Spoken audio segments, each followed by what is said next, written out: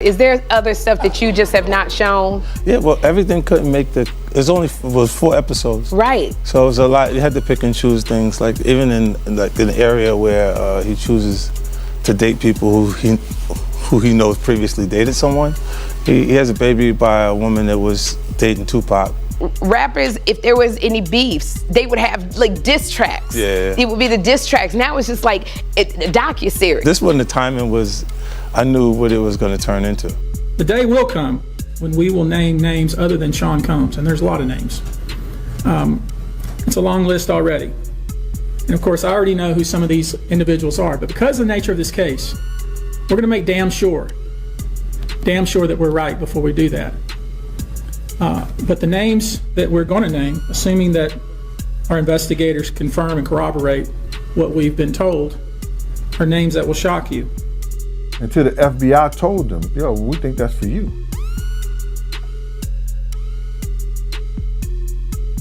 So, if you're getting paid to do a job, he was already doing his job. So that's why I think he did it. So I want to backtrack, my man, because you made a comment and you said something that you never said on my platform before. You did say on my platform before that you believe Puffy, he was the target, but you... Snoop Dogg, widely recognized for his constant commentary and fearless presence online, unexpectedly went quiet, right as 50 Cent's documentary began dominating attention.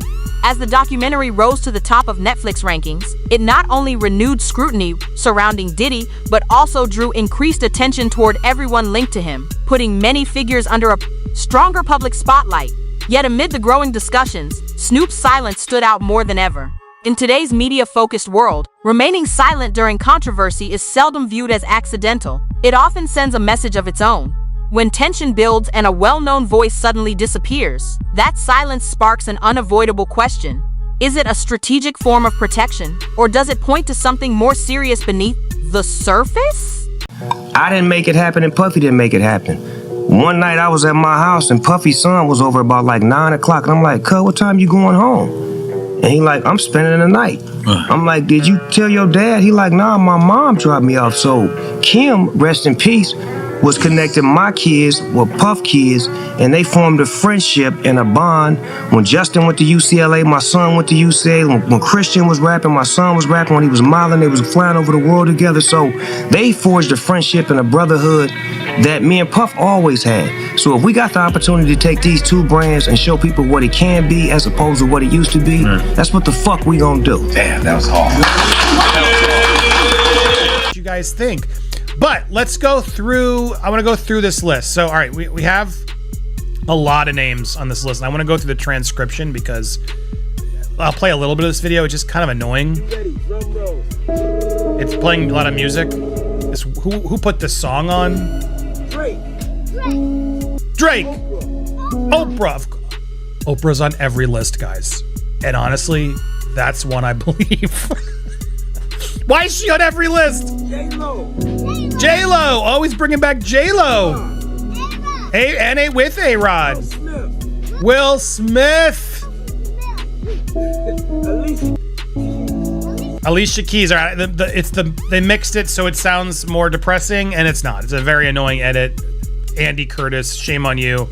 Calling out all the names who are involved and turned his back on him. This list is insane. Look, he knew a lot of famous people. He did. That is a truth. Not all of them are implicit in what he did. But here is the list. Here's the list. Without further ado, I will show you the list. Drake, Oprah, J-Lo, A-Rod, Will Smith, Alicia Keys, Justin Bieber, Kevin Hart, Mark Wahlberg, Snoop, another one, himself, DJ Khaled. We could just play this the whole time. Another one.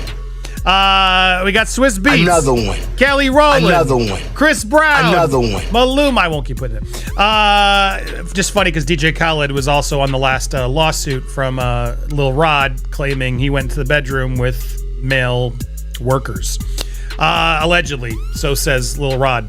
Maluma, Issa Rae, Ciara, Janelle Monáe, Lizzo, Meg Thee Stallion, J Balvin, Naomi Campbell, Jessica Alba, Peter Wilson, Gabriel Union, Usher.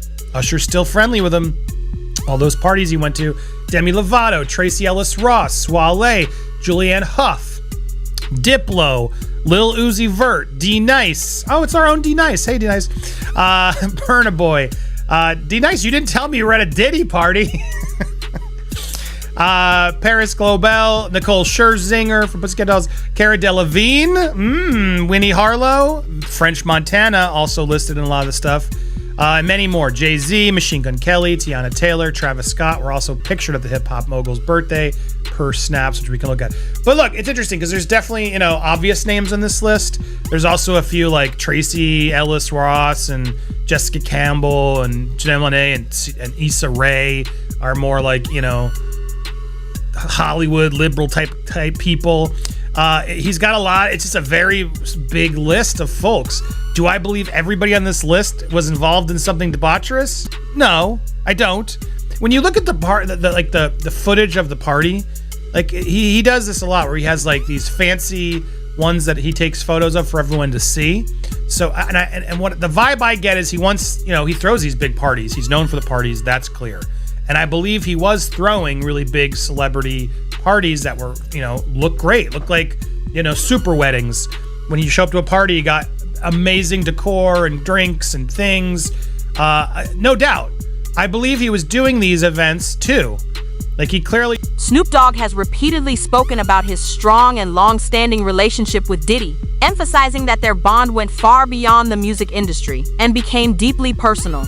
Their families were closely connected. Their children grew up together, attended the same schools, and followed similar career environments, creating a close-knit circle shaped by their parents. Friendship. That kind of connection changes the perspective entirely, because close associations often come with consequences. Once controversy reaches an inner circle, creating distance becomes difficult, and staying neutral rarely lasts. The situation highlights an uncomfortable truth. Strong loyalty can also bring exposure, and when pressure intensifies, everyone tied to the situation inevitably feels the effects. Will come when we will name names other than Sean Combs, and there's a lot of names. It's a long list already. And of course, I already know who some of these individuals are, but because of the nature of this case, we're going to make damn sure that we're right before we do that. But the names that we're going to name, assuming that our investigators confirm and corroborate what we've been told, are names that will shock you.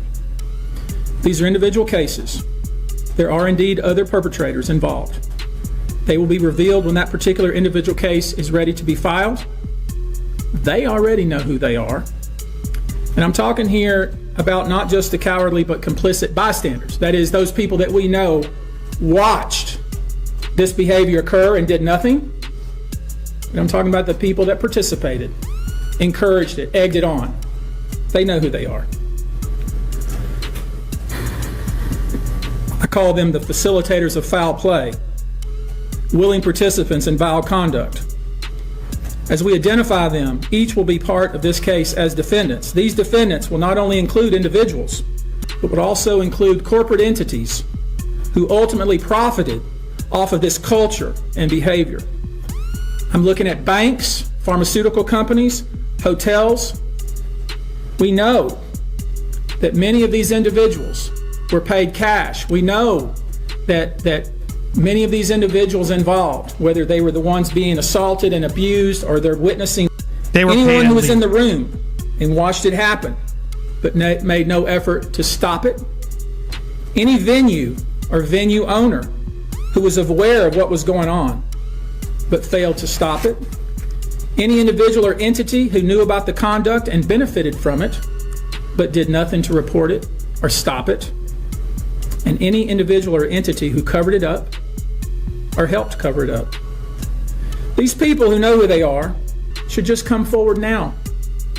I would imagine, as we speak here, there are a myriad of people who are very nervous. You can't hide skeletons in the closet forever. I would expect there are many people out there right now who are desperately searching their memories as they delete their texts and data. Now, although these are in fact individual cases, there is a common theme. He goes in, there's a lot more, the theme being that he would bring them in with drinks, lace those drinks. If you didn't drink said drinks, you were kicked out of the party. Once they took the drink and sort of passed out, they had their way with these people, and that's the theme that was happening ongoing. But so Christopher, I want to get your reactions, but I was taken by that part where he's really calling it out there. Older interviews have started resurfacing, particularly moments where Diddy appeared on televisions speaking in cautious, ambiguous ways, while Snoop responded with reactions that once seemed unimportant. Now those same clips are being analyzed through a far more critical and skeptical perspective. While they don't prove anything on their own, they demonstrate how rapidly public perception can change once trust begins to erode. Small gestures, pauses, and facial expressions that previously went unnoticed are now being closely examined. It reflects a broader truth about modern controversies. Once doubt becomes part of the narrative, every moment from the past is revisited with suspicion. The message is clear. Reputation influences interpretation, and once that trust weakens, perceptions are rarely the same again. Y'all don't love us! Y'all don't love us! All on the record, dancing, coming death row. But I was like, damn, we on the same record label. I know these people are really thinking like we are like Coast, West Coast. We got beef with the people we got beef with. But we could go anywhere in the country because we... Until the FBI told them, yo, we think that's for you.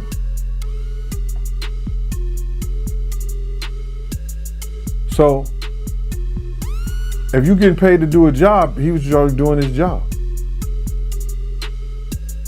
So that's why I think he did. So I want to backtrack, my man, because you made a comment and you said something that you never said on my platform before. You did say on my platform before that you believe Puffy, he was the target, but you never said that the police told Puffy that he was the target. Elaborate on that. The FBI told him that. Phil Carson said that in the dossier. He said, I went to Sean Combs. He was reluctant to speak to me. But when I told him that we believe the hit was for you, he said that's when Puff gave him his attention. The FBI, Phil Carson. Wow. He investigated the case. He was the one that said that the LAPD definitely, those rogue cops had something to do with the murder of Biggie Smalls. They did the murder and planned the murder of Biggie Smalls. They were seen at the Peterson Museum. They were seen picking up bullets at a crime scene, picking up shell casings. This is the FBI agent saying this. So now, he told Puff that he believed it was for him.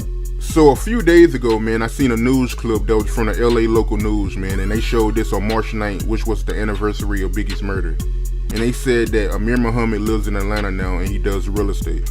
Do you think Amir Muhammad will ever come out and speak? Why would he? Why should he? What are you gonna say? What are you gonna say? Yeah, I killed him. oh, yeah, I had something to do with it. He gonna stay far away from it as he can. Murder don't go away. You understand what I'm saying? The statue of murder is always there. They'll come get you 30, 40 years from now. If he's still around when the statue at those cases being sealed is up, then he gonna have to talk or say something. But those cases, that case was sealed. Until they say that the case is closed or solved, that information stays sealed. But that information is what we need to get the killers in jail. They sealed the evidence that we need to put the killers behind bars. Because you know why, and that's what, if you've seen that program like you said, he said that it would have cost LA $400 to $600 million for their officers being rolled and killing the notorious Big. Do you think Biggie and Puffy had a good relationship? Long-standing allegations from Suge Knight regarding the night Tupac was shot have resurfaced once again, reopening old wounds and reviving tensions that have remained unresolved for years. He has referenced what he considers unusual absences, emotional reactions, and questionable actions involving Snoop during key moments. Although these claims continue to be heavily disputed and remain unverified, even so, the fact that these accusations continue to reappear highlights how many unresolved divisions still exist within hip-hop history. When powerful figures present conflicting, yet interconnected accounts of the same events, the truth becomes increasingly difficult to define. The broader message remains impossible to overlook. Unresolved history never truly disappears. It stays beneath the surface, waiting for the moment that brings it back into public focus. That's being shopped around, a Diddy and another male. They say the other male is an A-list celebrity. I would wonder if he's white or black. And if I'm looking at any black guys that are A-listers that's bigger than Diddy, there's only one that I could come up with. And there's a few I could come up with. Will Smith, he's bigger than Diddy. I would think Nick Cannon is bigger than Diddy. Who else on the black that are black actors or black in the business that's an A-lister that's bigger than Diddy, that's black? That's hard to think. But then if you got the A-listers, you know, you got to realize he ran with that black that Rat Pack, and I don't want to even say their names because they said I got their names wrong last time. What's his name? Kushner? What's the other guy? Leonardo? Yeah, his name. Man, I don't keep up with these cats, but I heard that that's not only the tape that's being shopped. There's some other tapes out there, other people too with him, and him doing some things with some other people. So there's quite a few tapes that might be out there, what they're hearing, and I don't want to see the tapes, but I want to know if they really true. Because if they got if they got some tapes out there and it's with some underage, whether it's celebrities or not, it's gonna be crazy, bro. It's gonna be real crazy. And they're gonna have to bring that to forefront because the prosecutor's gonna want those tapes. And they're gonna do whatever they have to do legally to get those tapes. No ifs, ands, and buts about it. So we just better hope for his sake, that's just a bunch of bull crap. But then there's lawyers out there saying, yeah, the tape does exist. Lawyers got on television to say the tapes exist. I don't really know or trust that, because they was trying to say he had a tape with one of the bodyguards and this lady that came out. So we don't know what to think until we actually see that and we get that version. You remember we had that bootleg version of R. Kelly tape? Yeah, I remember that. They don't even bootleg. Yo, they don't even bootleg no more, man. So it's gonna be hard to figure it out if it does exist. Do you believe the guy in the tape is white? If he's bigger than Diddy and he's not none of the names that I said, probably so. An attorney representing alleged victims has publicly acknowledged the existence of sensitive recordings linked to Diddy and another unnamed, highly prominent figure, a statement that immediately added legal weight to an already intense public conversation. Although no identities or specific details were revealed, the confirmation alone was enough to shift the discussion away from rumor and speculation into a more serious, legally focused context where potential consequences feel more concrete. What had largely circulated online as commentary or theory suddenly carried broader implications, changing the tone from curiosity to accountability and caution. However, when key details remain sealed and full transparency is withheld, uncertainty tends to grow rather than fade. In that space, silence becomes more charged, unanswered questions accumulate, and interpretations expand without limits, reinforcing a familiar pattern. When verified facts are limited or delayed, speculation quickly steps in to shape the narrative. Dialogue. We spoke about that on your show. I said if they really wanted him, all they had to do was review those civil lawsuits. And once they find the criminal activity in those, they could bring him in. Now, did the Federal Bureau of Investigation in Miami do it? No, they didn't. Did California do it? No, they did not. The Southern District of New York, they took it upon themselves and put on that raid and everything based on the information they found in Cassie lawsuit and the information they found in Little Rod lawsuit. But all this is bigger than Diddy. It's bigger than Diddy, bro. Cause you know who else they was doing investigation on during that whole time period? It was the mayor and the politicians in New York City. They turn around and give him the key to the city. All the mayor people that he brought on here in New York City are all resigning. They all resigning. People ain't gonna tie this together, but if you look at it, you have to say, because of Mayor Adams and his relationship with Diddy, it brought on the Southern District of New York to start investigating Diddy on civil lawsuits that was put against him. Because the feds is going after all these politicians in New York City. Yeah, the feds revealed that, anybody that, participated in any, criminal behavior at his freak-offs, they're going to pursue. Listen here.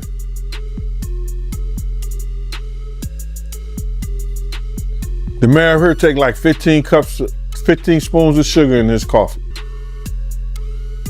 So it's all a possibility. Do you think there's any celebrities on them tapes? Bro, he gave celebrity parties. So what you think? I think they're not telling the whole truth, is that because of the situation in Miami and the situation in California, and they close the clubs like 2 a.m., 3 a.m. or something like that, that Justin and Christian was bringing big vans of girls and people back to the mansion and giving parties and stuff like that. And a lot of those stuff were their party. Former insiders like Gene Deal argue that some documentaries subtly soften reality by cutting out names, connections, and details that could complicate or challenge the preferred narrative, resulting in a version of events that feels polished but incomplete. He suggests that certain individuals repeatedly appear in behind-the-scenes accounts, but are then quietly removed from the final edit, raising questions about what is being left out and who benefits from those omissions. Whether these exclusions are due to legal caution, external pressure, access concerns, or deliberate narrative control, they create an ethical tension between telling the full truth and shaping a consumable story. When information is filtered for safety, profitability, or cooperation, audiences are left to assemble fragments rather than receive a complete account. The core point remains clear. Delaying or softening truth does not remove it, but it can weaken its impact, turning reality into something more managed, selective, and easier to accept. Was their parties. They wasn't always Puff parties. It was his son's parties. Good point. They said some of these freak will last for days. That's where they're gonna get him on this trafficking thing. Especially like if he was traveling and doing it. That's where the trafficking come at. That you hiring workers to come and have with your girl. That's crazy. That's some Hollywood that I don't even know, bruh. That's crazy. Yeah, that is crazy. But they also claiming that, Diddy, he'll give ecstasy to his victims to keep them obedient. Then they have to bring those witnesses in there. That's going to be something hard to prove. Unless Lil Rob or Lil or Cassie state that was something that happened. That's how the prosecutor's going to prove that. They got a ton of evidence that they got to try to prove, bro. A lot of that that if you read it, it could be circumstantial. You know what I'm saying? But they got to have witness to back it up. You just can't say that happened based on somebody lawsuit and what the words that they're saying. They have to have witnesses in there. And I think Puff lawyers is going to be smart enough to attack that. Right. And they claiming that Diddy, he was blackmailing his victims because he had videos from old and he was using those videos to get his victims to do another freak off. So if he was blackmailing people, especially people that work for him, see, this is what it's gonna get him at. See, people think that, those people work for him, or those people, if they was artists and they work for him, or they were engineers, or they anybody that worked for them and stuff like that, your boss cannot blackmail you to do nothing. If you do a sex act or you doing anything, your boss, if he have you doing those things like that, then he could be liable for suit. Because you're not doing it willingly. Because that individual is your boss. So psychologically, you know what I'm saying? I don't care what nobody say, that when somebody has something over you, could determine your job, your career, your livelihood. That's somewhat of a blackmail if they holding stuff that they've done, that you've done in the past, over your head to make you continually doing that stuff. Now, that's where he loses at. Cause some of those people work for him, or he was a part of doing something. They was part of doing something for their career with him. That's why he loses that case. Survivors and cultural commentators are increasingly criticizing what they see as selective accountability within celebrity culture, arguing that wealth, influence, and popularity often determine who is questioned and who remains shielded from consequences. Their critique extends beyond individual cases, instead reflecting on society as a whole and questioning why admiration so often replaces scrutiny and why loyalty to fame can override moral responsibility. While any allegations must be supported by credible evidence and addressed responsibly, repeated patterns that appear across similar situations cannot be dismissed or treated as coincidence. When the same power dynamics continue to reappear, they call for closer examination and serious reflection rather than immediate rejection. The broader conclusion is difficult to ignore. Justice becomes fragile in environments where fame carries more weight than fairness, and accountability is weakened when public favor begins to outweigh principle.